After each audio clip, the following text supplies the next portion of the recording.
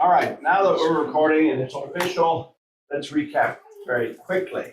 We have a new member joining us, a guest joining us, Daniel Clark, and he has some experience. There's another new face that's straggled in. How you doing? Just observing. Oh, you're just observing. Well, if you're not careful, you may end up being joined, so. $50. $50. All righty, very good. Welcome back to the meeting. Sorry for the inconvenience and the technical issues. I'm not as versed in this area as I would like to be. All righty, moving right along. Where were we? Anything we were talking about? Okay.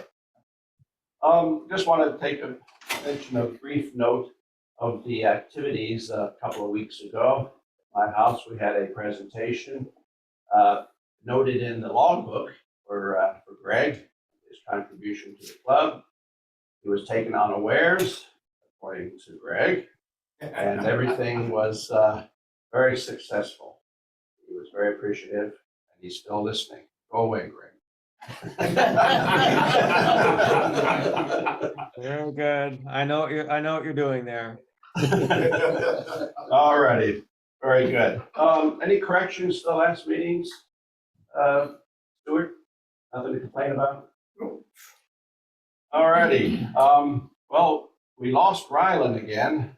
I'm not sure what happened to him. He was going to give us a personal report, but not now. Surf's up.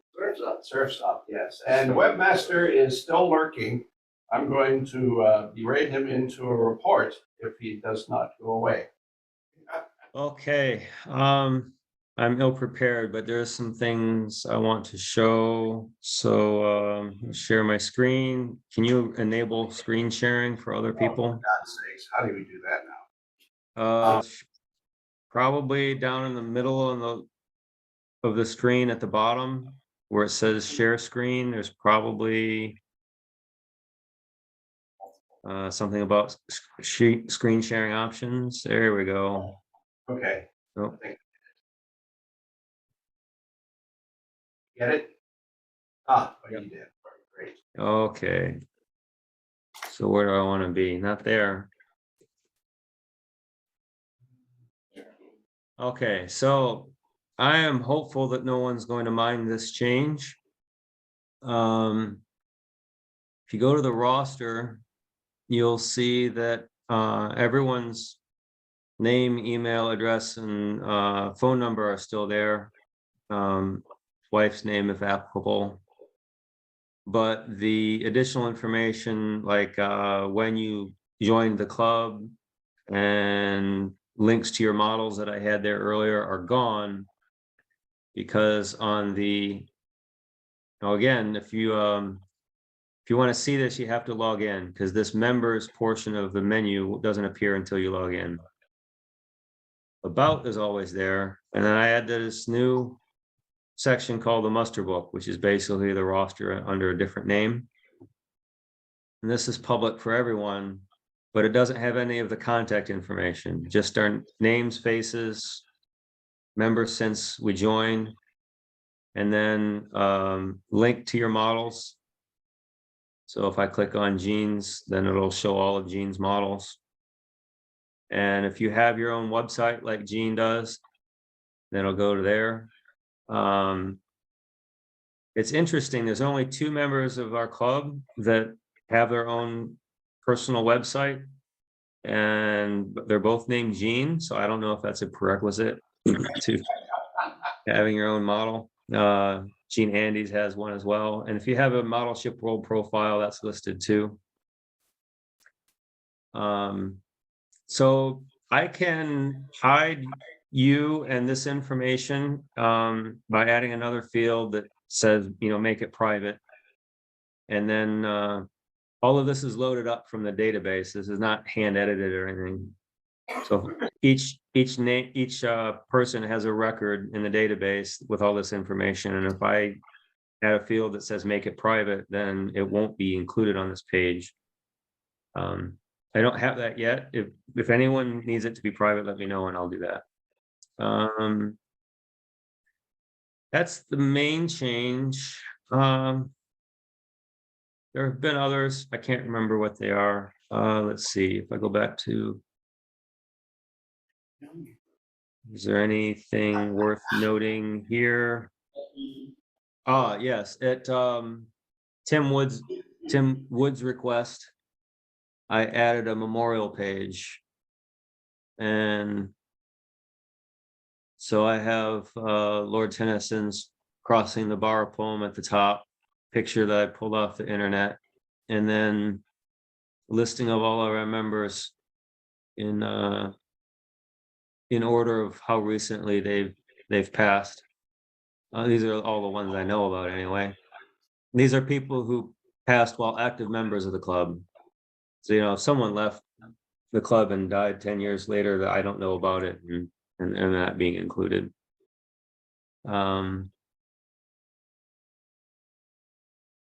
Think that's everything worth noting. Okay. That's all for me. Thanks, Greg. I see you're back, Rylan. Are you prepared to talk about numbers, or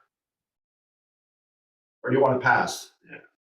You are frozen. All right. We'll come back to you later, Rylan.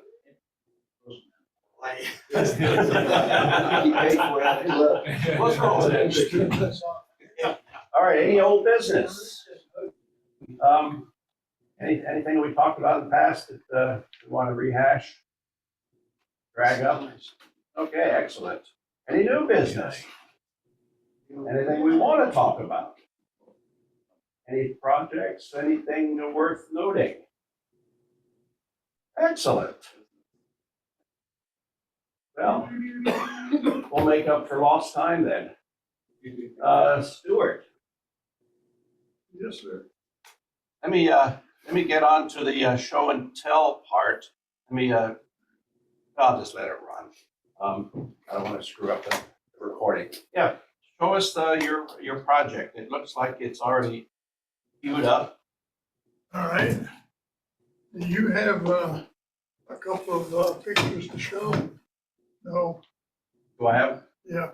Yeah, Stuart, Yes. I think I forgot to give him the pictures, but I can pull them up. So if you want to have me share those first and then would. show your model, Right?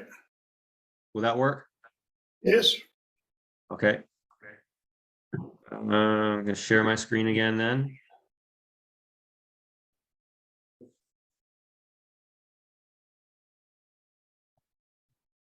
Let's see, and I need to get to my email.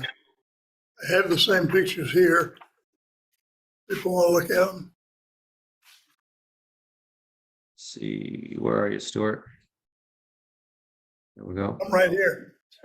No, I meant, where are you in my, here we go. That was it. Oh, yeah. Okay. This was a boat that I saw about 10 years ago. We were on a cruise and coming back from Europe. Had stopped in a little town called Quakertock, Greenland. There's absolutely nothing in that town. I walked around and I just happened to pass by a boatyard and saw this boat, and I thought, gee, that's an unusual boat, and took a picture of it. And then I passed. They didn't have any more to say about it. There's another picture of it, Greg. Yeah, there it is. There's the boatyard. A really modern place. And you can see the boat sitting there on its cradle right off the Marine Railway. So about a year ago, I decided I wanted to build a model of a trawler or a tug or something. So I bought a kit, a billing boats kit for the North Sea trawler Marianne. And I got it and started studying the plans. and realized, gee, that hole sure looks a lot like the one I saw in Greenland. And the more I looked at it, the more I realized that it was the same hole.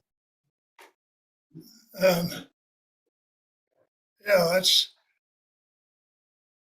what the front end of that looked like. Kind of beat up. So I decided, well, I'm going to go ahead and build the hole, and we'll see what happens when we get the hole finished. And then I'll decide what to do after that. And I think, Greg, I think I sent you one more, which showed, oh, wait a minute. Yeah, there it is. So I got to this point, and I had to make a decision which way you're going to go. And I said, well, what the hell, let's try this. So I decided to go scratch from there on. And I printed a picture of it like so, but I made sure I had the scale the same. I matched the half size drawings of the kit so I could take dimensions directly off of my photograph and they would be more or less accurate. And I proceeded to build, and that's where I am at the moment. I have not yet taken on the all the rigging around the foremast, which is different. Never seen anything quite like it. And it's all rod rigging. There's no,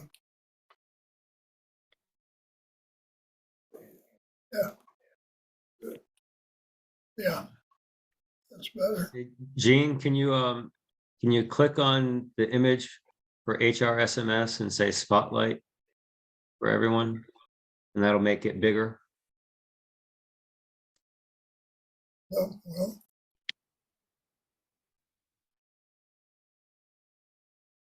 Spotlight. Where is that located? Down in the list. Go to the list. Go to the list. Go to the list. This. To the right. No, the list is right in the picture. Black square. That. Yeah. Go down. There you go. Bingo. Oh, spotlight. There it is. Remove all pinned videos. Do I want to do that? There you go. okay, there you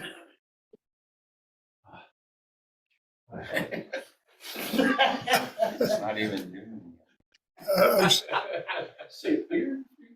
I was tempted to make it look old and aged, but then I thought, no, let's just finish it up, make it look pretty, and that's before, and this is after. After all, it was in the yard for something. They were doing something to it there. It's not there anymore, by the way. I found out, I went to Google and Googled the Google map, the that area, and you can see the yard and the boat's not there. But then I looked at the Google Street View. Most of you use that. And when I used the Street View, there it was. It turned out they had taken the Street View pictures of Clocketock, Greenland, within a month of when I was there. So I went through there and I printed up a whole bunch of pictures. I've got about 20 of them I brought with me. And between those pictures and what you just saw, I put this thing together, which is halfway accurate. Halfway. Beautiful. Scales off a little bit here and there, and I've got parts like this. That's the crow's nest, which I'll wind up here. But I'm not happy with this, so I'm going to do it over. I built the pilot house twice. First time I did it, I had tried to modify what was in the kit. It didn't work. Got it all done, decided, nope, throw it away. And had to build the forward companionway twice, same reason. So what's up here now is all scratch. Canon, I looked up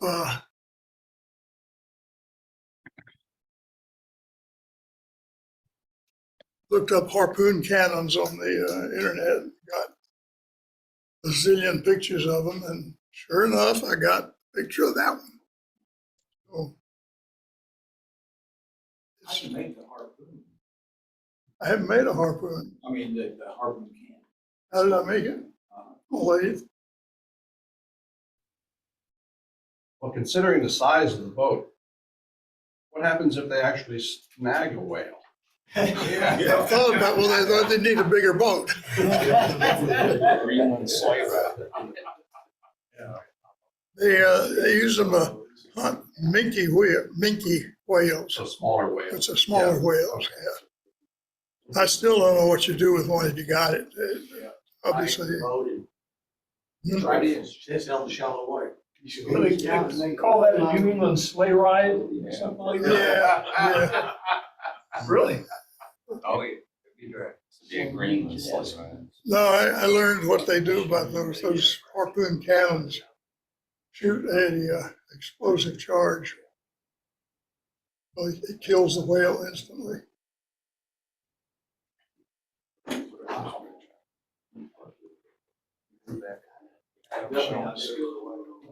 So what I have left is the mast, Oh, me too. and then I'm gonna also model the cradle that the thing was on. It looked like it was in the yard. I haven't started that yet. You're gonna put a whale next to it? Hadn't thought about that. Maybe mount it on a whale. Yeah. Yeah, model of Moby Dick.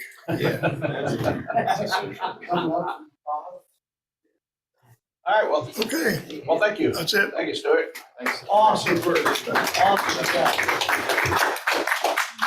All right, anybody else in-house have something to show? Sean? I don't know, I don't like. Hard to follow those. Good display.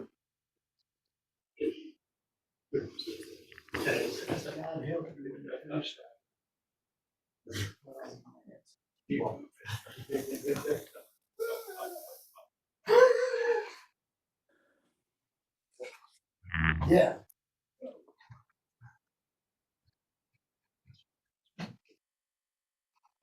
So I've started, I finished up the whales at the last meeting, so I've now painted them, painted the gun ports, and I've now started to do the planking on the upper portion of the hull.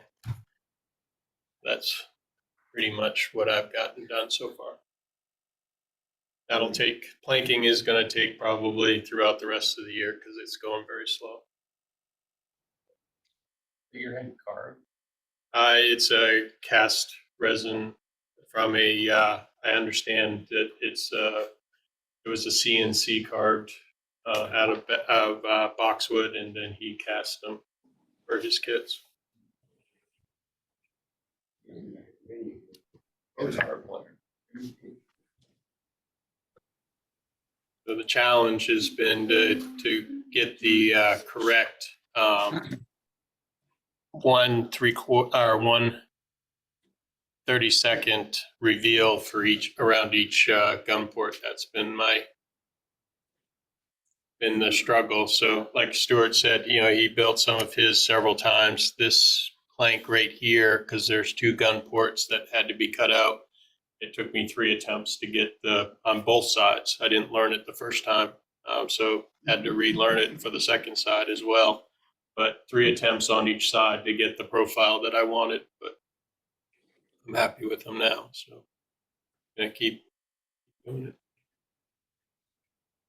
Nice. Very good. Sweet. Yes.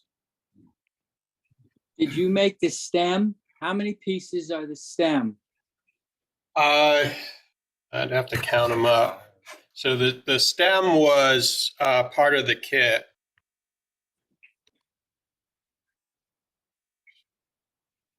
Nine pieces were the stem. The only pieces I ended up scratch building the foot, and then I did not use the keel from the kit. I actually custom made the keel because the keel as as presented in the kit was just a representation of the joints. I actually put in an actual box joint in it. I wanted to try it at this scale, so you get too close to Stuart's.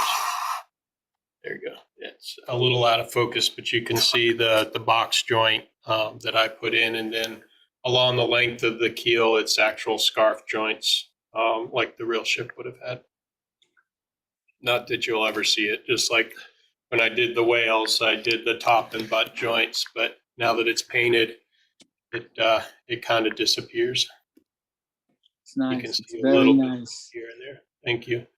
Impressive. Very impressive.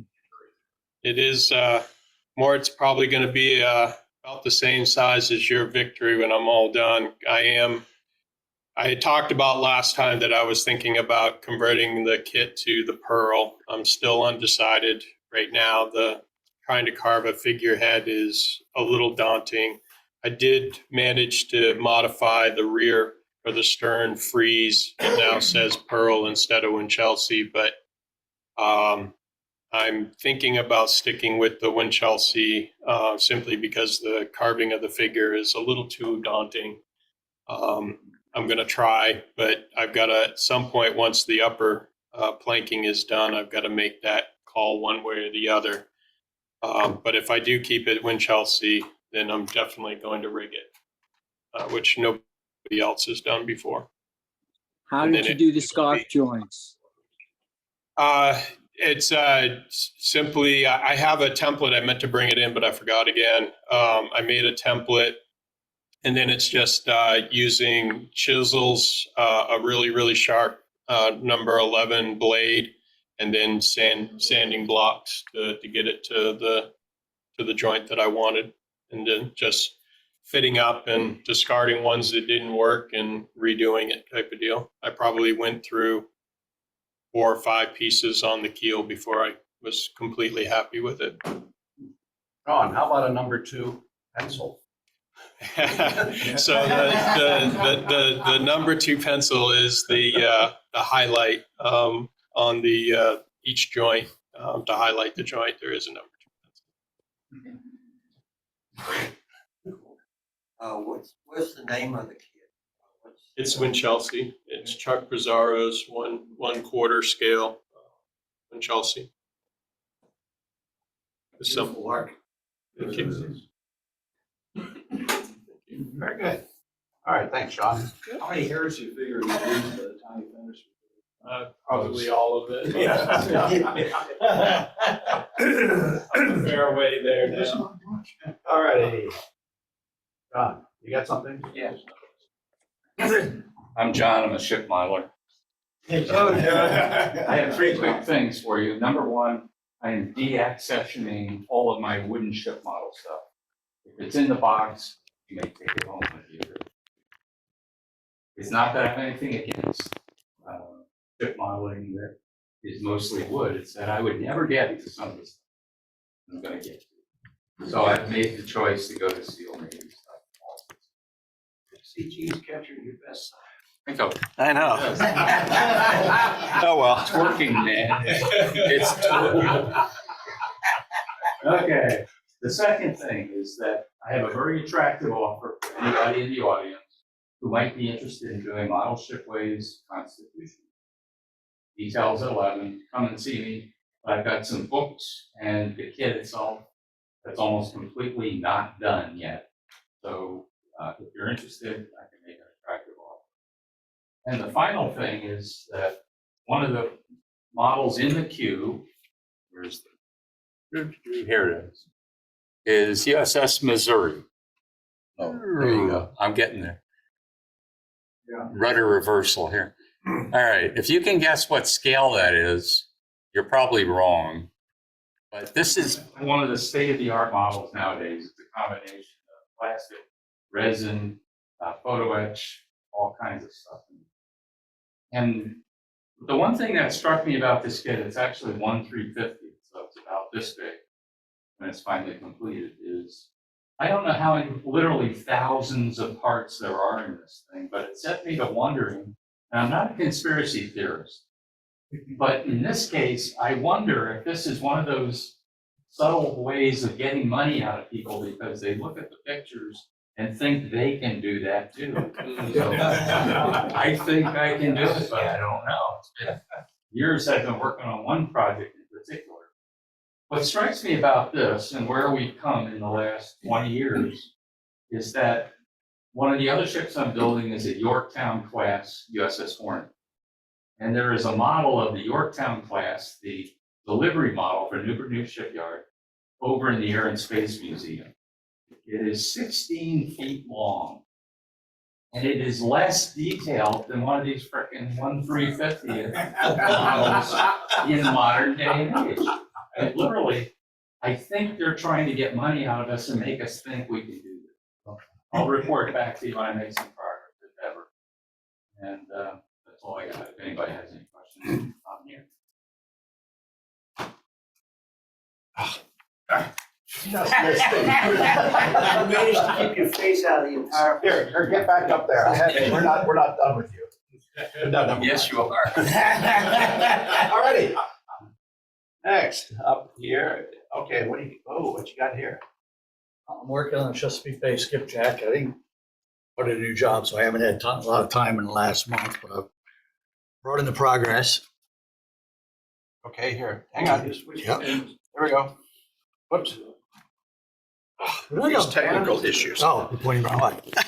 There you go. There we go. So all's coming along. The kid has me now working on the all the small parts pre-painting, the small parts in the box. Railings are almost done. Pretty happy with how the hulls come out. Had a little bit of wood putty here and there. The kit did leave me with some die cuts that were off a little bit. So I talked to a couple of people here and want to make some quarter round scale and just put it around each hatch opening as a combing. But so not a lot of time in the last month or so. A lot of little parts, a couple more sitting on my work table, but progress. Report back again in a couple of months. All right, very good. Good, Mike. Thank you. Okay, anybody else in-house has anything to show? Show and tell. I don't have show and tell, Gene, but I'd like to interject for a moment. Sure. Running around like a chicken with its head cut off. I hate to use that analogy since I have chickens in the house, but and I forgot to put that flash drive in the bag. So Mary's on her way with it. Oh, no, You no, need it for your presentation, right? No, I copied on another flash, so. You so did. can I thought you needed it. Do the recall. Do the recall. Do a recall before you get. All right. It's only gonna get worse. You're off the hook, or now you're in hot water. I don't know which is. All right, Mort, do you have anything to show? Oops, unmute yourself, Mort. I just finished restoring a model of my father-in-law's model of the Swift. I rigged it. When I started building ships in 1983, the first model I made was the Swift. So he decided it would be a good hobby for him to get into because he was always doing hobbies. But he died before he could finish it. So I just finished it. I cleaned it up, I rigged it, and I forgot how great a model it is. It's as for a first model. It's got a little bit of everything, and it's a great basic model to start with. And that's where I'm at right now. I'm finished. I'm looking for another project to do. And Very that's nice. it. Oh, good. That's it. Thank you. Hope to see it again next month. Yeah, Doug. she'll be, yeah. Doug, have you got anything to share for us? Yeah, I've got a couple kits I'm working on. I've got hulls cleaned up, ready to go to next steps. One's the Roger B. Tanny, a revenue cutter, and the other is the Latham, a Gloucester seine fisherman. And I'm really a neophyte when it comes to this stuff, so I'm a little bit humbled seeing some of these other projects. But what I've done to teach myself planking, I purchased a couple of kits. One's a dory and lifeboat. The other's a lifeboat in order to learn how to do the planking technique. So I got a few irons in the fire, but then again, that's where we are. All right, very good. We'll check in next month again with you. And Rick, Thank you. how about you? Do you want to show us anything or? I don't- No, I'm not prepared for that, but as far as Doug goes, the NRG has a planking practicum that was put together by Tony Levine, which is very, very good for learning how to do planking. So you might check into that. And that was through NRG? Correct. It was through the NRG. I think you can find it on their website. Okay, thank you. That Passero's got a couple videos on YouTube about planking too. So if you wanted to try that, get on YouTube and look up Chuck Passero's practicum on planking. He's on there. So On YouTube? Okay, thanks. Yeah, I'm gonna not get much done the next month. I'm having hip replacement in a week and a half. So I'm gonna be a little slow for a while. We'll just have to see what happens. All righty, very good. Well, not the surgery, but anybody else? Are we done with the show and tell? All right, why don't we just take just a few minutes and then I'll come back and start the presentation, part 2 of this DE I did last month. So see you in a few minutes. Bill, wake the fuck up.